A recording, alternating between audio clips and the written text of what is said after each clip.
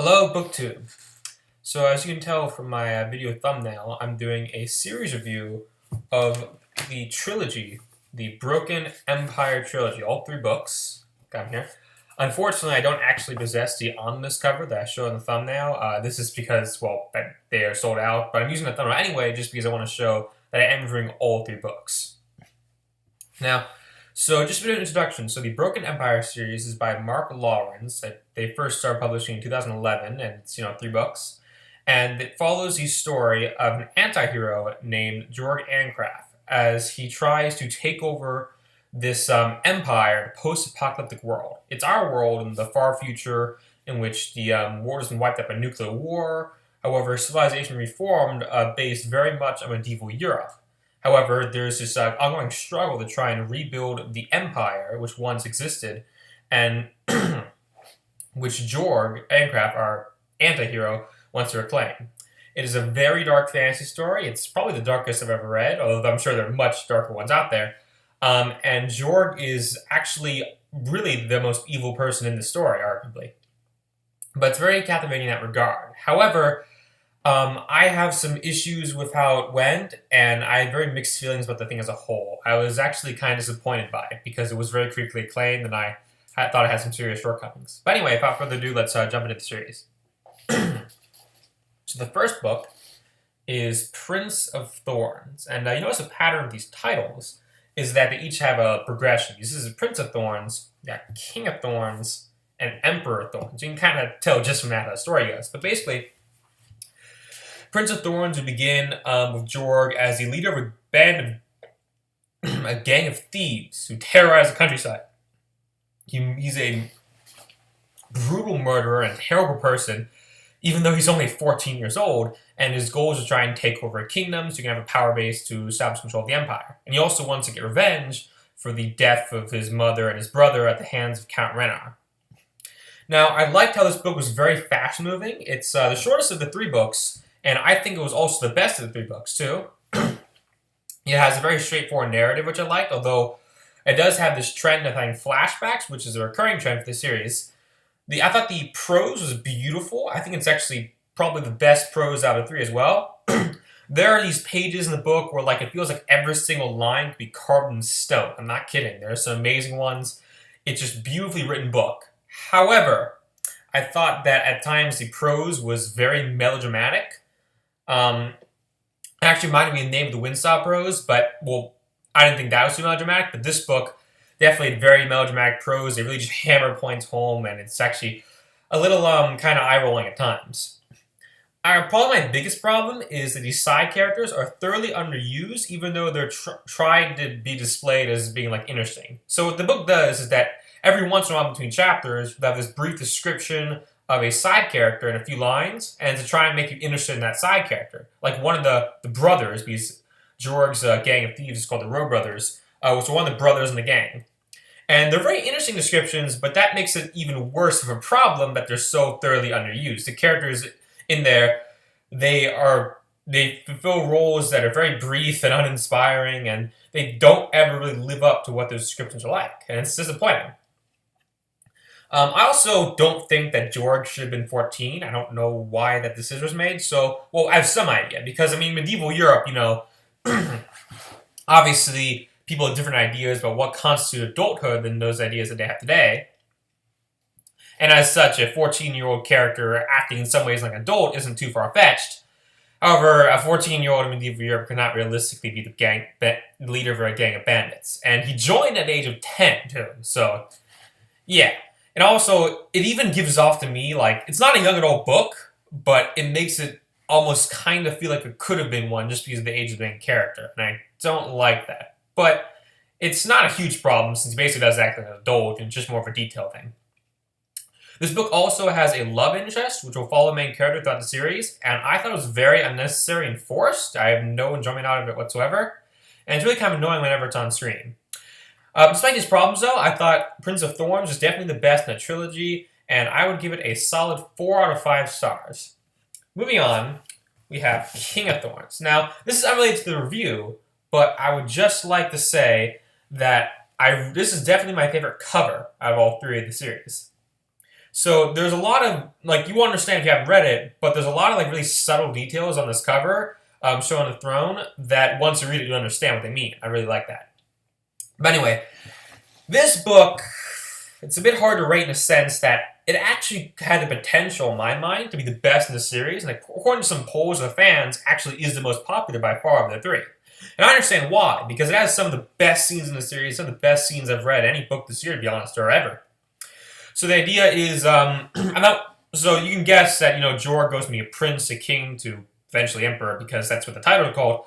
But the idea is he's in this, without giving too much away, he's in a battle to try and maintain his throne. And it's an epic battle with wonderful pacing, but also, and magnificent prose still, very prose writing.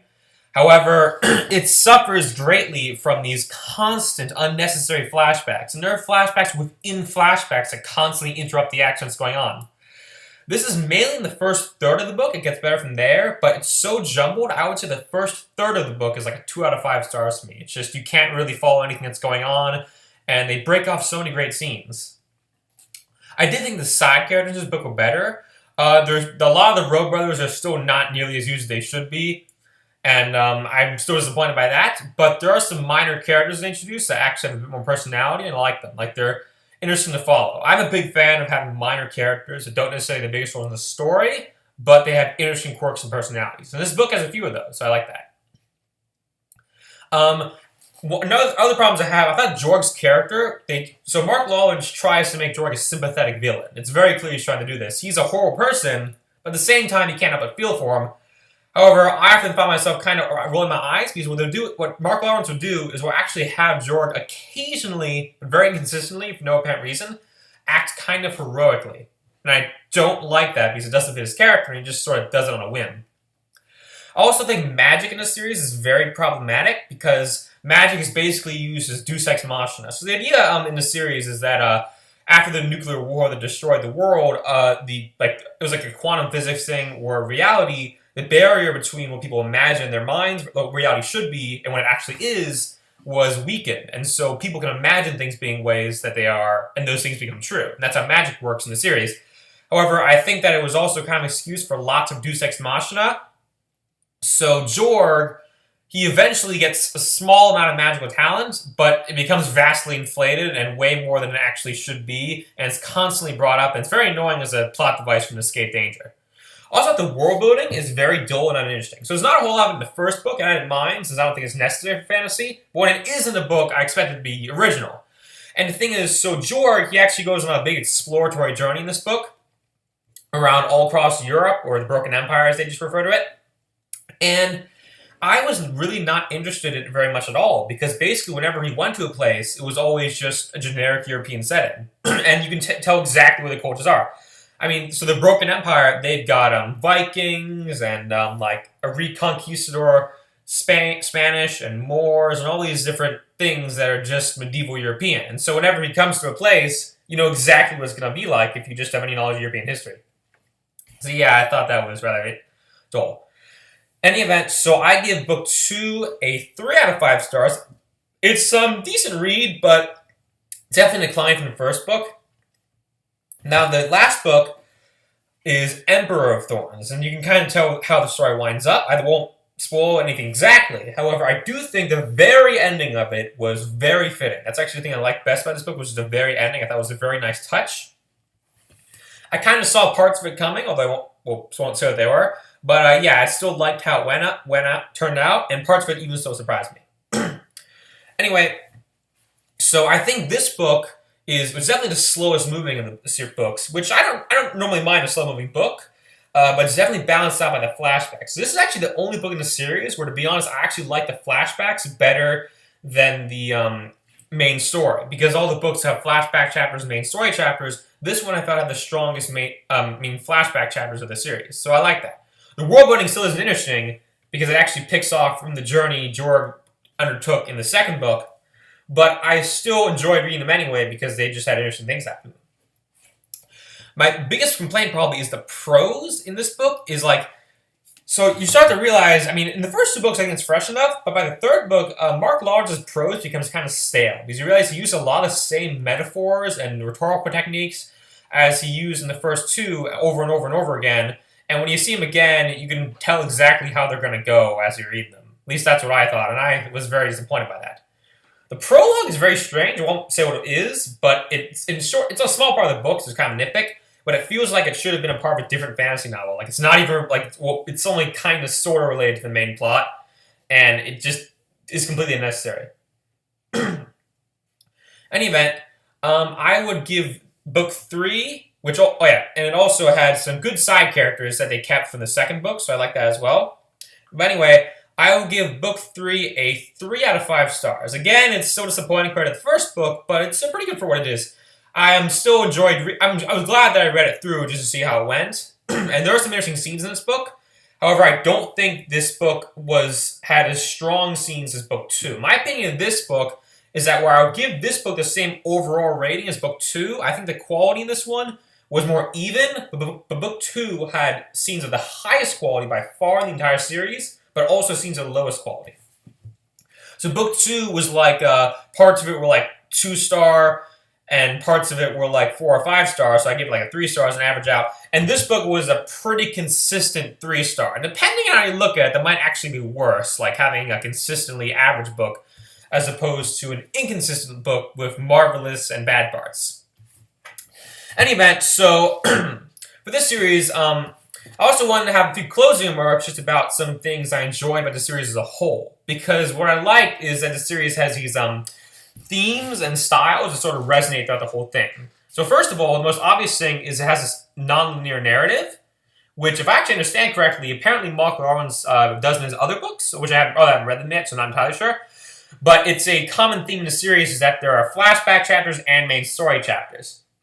So I have mixed feelings about this. So on the one hand, if the flashback chapters are good, I like them, but sometimes, especially in book 2, they interrupt from the action, and when they have Jorgen being like a 10-year-old, I just can't really believe them. So I have mixed feelings about that. But I don't think they're like a huge problem for the series. Another thing, probably my favorite thing about the series is how George's life experiences, they never truly leave him. He's always at heart a road brother, and his attitude from having grown up with a group of bandits shapes his life and his behavior for the rest of the series. I thought it was very interesting. And there's these motifs, like, so when he escaped death at the hands of his uncle, Count Renar, he ran to this thorn bush, and the thorn bush, which is why the series is called, why the book's called Prince of Thorns, King of Thorns, Emperor of Thorns, etc., is because he went to the thorn bush while his brother and his mother were being killed, and the thorn bush pricked his skin with venom, and it drove him insane. And they constantly reference that in the series, but I didn't find it tiring. I found it an interesting recurring motif. It's like this, it has its own symbolism to it, and I liked it. But again, another gripe, I mentioned this with the first book especially, was the side characters are very underused, and the magic is very, haphazard and just deus ex machina. And the setting is really not very interesting. Because post-apocalyptic fantasy has been done before. I don't have a problem with being done before, but this one did it in a way that was the least original you could do, because there's a post-apocalyptic fantasy setting that almost exactly resembled historical medieval Europe. I don't even know how that makes sense for it to have happened like that, but it's just how it happens anyway. Which, although it is implied that it does take place in our world. On the other hand, though, I do like how it was kind of slowly revealed that it's post-apocalyptic, because what they do is they only mention, it's not a spoiler about being post-apocalyptic because it's a fairly obvious thing, but it kind of slowly gets revealed because in the first book, because they mention modern authors and modern locations, and I was reading, I was like, wait a minute, I know these people, and then I realized, oh wow, I didn't think it would be like that.